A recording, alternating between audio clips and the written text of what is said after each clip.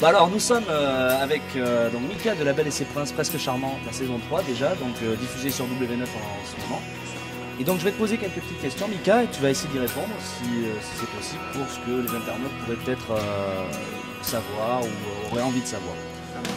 Donc qu'est-ce qui t'a donné l'envie de faire cette émission? Mais moi en fait ce qui m'a plu dès le départ c'est le concept de devoir séduire quelqu'un pour voir si on pouvait trouver l'amour. Donc je ne dis pas que j'y suis allé pour trouver l'amour dès le départ. C'est vrai qu'au début c'était plus pour vivre une aventure humaine, découvrir un nouvel univers. Donc le monde de la télé c'est vrai que ça me passionnait depuis tout petit, donc je me suis dit pourquoi pas. Et c'est vrai que le concept en fait m'a plu, donc je me suis lancé. Alors comment as-tu été repéré pour ce genre d'émission?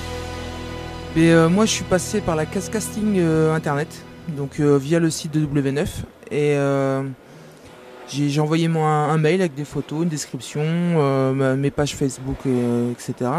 Et ils m'ont recontacté je crois une semaine après. Et donc par la suite je suis passé par le casting Skype en premier lieu et après ma personnalité leur a plu, donc je suis monté sur Paris, passé le casting vidéo. D'accord, ok. Et donc, est-ce que tu t'attendais à cette image de toi qu'on a pu voir à la télé, quoi? Mais ce qu'on voit à la télé, ça me représente à 10 000% en fait, parce que bon, déjà d'une part pendant le tournage, je faisais vachement attention à mon image. J'essayais de pas être trop non plus dans le délire. Je suis un grand débile, nanana. Voilà, même si je suis un grand malade, j'essaie quand même de faire attention un peu à mon image. Et non, ça va pas déçu, une belle image. Bon après, je reste un prétendant, donc forcément les gens critiquent et tout, mais les gens, mes proches et tout ça me reconnaissent et à chaque fois m'ont dit ouais c'est tout à fait toi à 200%, donc plutôt heureux pour moi. D'accord, ok. Et donc oui, je pourrais dire, est-ce que sur l'aspect critique, comment tu as pu vivre cela en quelque sorte? Mais sur l'aspect critique en fait, il y a du bon, il y a du moins bon. En fait, c'est vrai qu'il faut dire ce qui est. On est insulté tous les jours. On est surtout nous les prétendants. Voilà, on a sur les réseaux sociaux, ça clash à mort et je pense qu'il faut pas trop faire attention. Bon, il y a certaines remarques qui me blessent un peu plus que d'autres, mais après, on s'y habitue. Ça fait partie du jeu et moi je retiens que les messages positifs des fans et voilà quoi. Mais après, je réponds à 2-3 commentaires un petit peu histoire de dire, je les calme un peu, tu vois, mais. Sinon, c'est le jeu. Je savais qu'en rentrant dans ce genre de programme, j'allais être amené à être critiqué. Donc. Et du coup, est-ce que tu es satisfait donc de ce que l'émission a pu renvoyer de ton image durant toute la diffusion de l'émission en quelque sorte? Mais pour l'instant, moi, j'ai pas à me plaindre.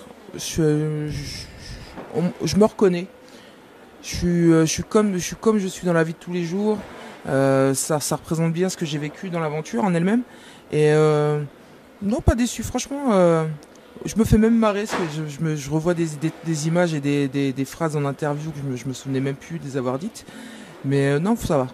Après, je pense que les gens ont bien compris mon délire taillé en V à l'envers. Donc je pense que ça passe bien, ouais. D'accord. Et est-ce que après l'émission, tu as quand même une bonne entente avec tous les candidats? Je vais peut-être décevoir tout le monde, mais oui, je m'entends avec tout le monde. Et même avec les séducteurs. Allez comprendre. Non, ils sont adorables et c'est vrai qu'on est plus une famille que des gens qui se détestent. Après, pendant le tournage, on était un petit peu obligés de se clasher, de peut-être un peu de se fâcher les uns contre les autres. On était là pour le même but. Il y avait 2 clans, donc forcément la guerre des clans était là. Mais après, on s'appelle, on se fait des petites soirées, tout se passe bien. Bah alors, comment s'est déroulé le tournage, en quelque sorte? Est-ce que ça s'est bien déroulé? Est-ce que ça a été, est-ce qu'on peut dire si ça a été fait, c'est en quelque sorte, vous êtes acteur, vous êtes. Le tournage en lui-même assez fatigant, parce que les gens ont l'impression sûrement qu'on est en vacances et tout ça, mais c'est pas vraiment le cas. On a des journées de tournage assez longues, on dort 2-3 heures par nuit. Donc c'est le rythme assez soutenu.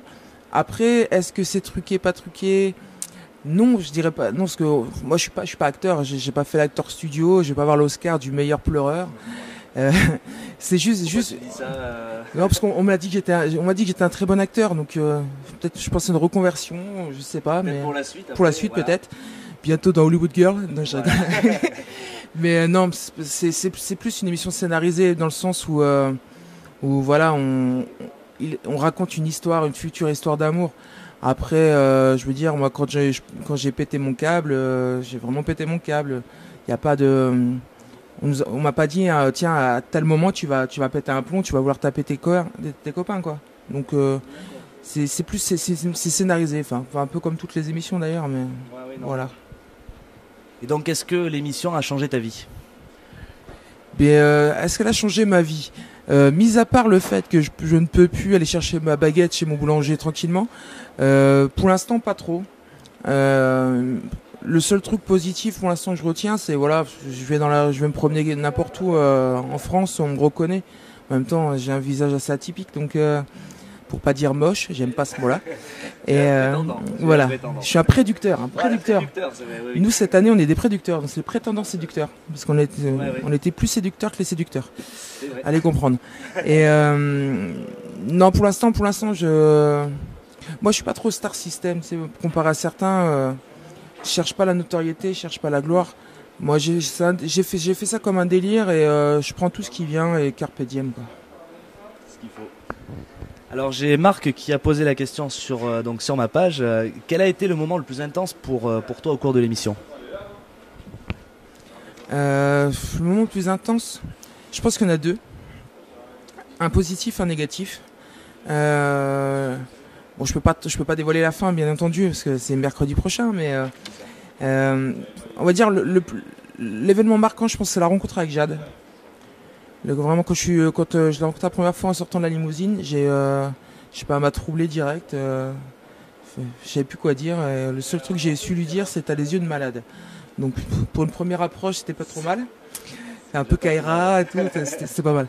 Et après, peut-être pour l'instant, mon pire moment, ça restera la journée saut en parachute. Parce que, comme tout le monde a pu le voir, j'ai pas pu sauter à cause de mon poids. Pas surpoids, comme j'ai entendu parler, mais poids. Parce que je ne suis pas non plus obèse. Et je tenais à le dire quand même. Ce petit punchline là, tu vois. Mais non, après, ouais, c'était assez dur parce que voilà, j'avais passé toutes les visites médicales, j'avais le parachute sur le dos. Et juste à 10 minutes de sauter, le mec me dit non, tu peux pas, t'es trop lourd. Et voilà, c'était un rêve de gosse, j'ai le vertige, donc je voulais prouver à tout le monde que j'étais capable de le faire. Donc ouais, c'est le pire moment de l'émission, je pense, pour l'instant. D'accord, ok. Alors j'ai une question de Renaud. Est-ce que tu es un vrai panda? Oui, je suis un vrai panda swag. Hop, regardez. Voilà. Hop, la preuve en image. Bien, ouais. Non, oui, un panda, je suis un gros nounours, moi. Donc c'est pour ça. Merci Renaud. Alors j'ai une question de Laurent. Est-il vrai que tu as déjà eu une expérience homosexuelle avec un panda? Alors, on a dit sans tabou, tu réponds à tout. Non, c'est le panda qui a voulu me violer et je lui ai dit non parce que je ne suis pas un garçon facile. Voilà. D'accord. Ah, une autre question de Renaud. Ah oui. Alors, j'espère qu'on coupera ça au montage. Est-il vrai que tu as sucé, enfin tu suces pour un curly? Renaud, c'est un ouf. Donc je pense que je vais le maudire à vie. Non, je ne suce pas pour un curly. Curly. Toi, j'ai du mal, c'est l'émotion. Et donc, qu'est-ce que tu voudrais rajouter en mot de la fin pour terminer donc cette ITV? Pour terminer, je dirais... Il y a des fans. Voilà, bon. Ouh, c'est la folie. Bonne année à tout le monde. Non, pour finir, je dirais... restez bien connectés, le meilleur reste à venir. J'ai plein de projets, plein de nouvelles surprises qui arrivent. Et sinon, venez me retrouver tous les week-ends au Soa Club, donc à Angoisse, dans le 24, pour faire la fête. Et voilà, c'est une des meilleures boîtes de la région. Et Parce que là, il y a quelque chose à faire. ouais, je pense. Et puis si vous voulez voir un vrai barman, venez me voir.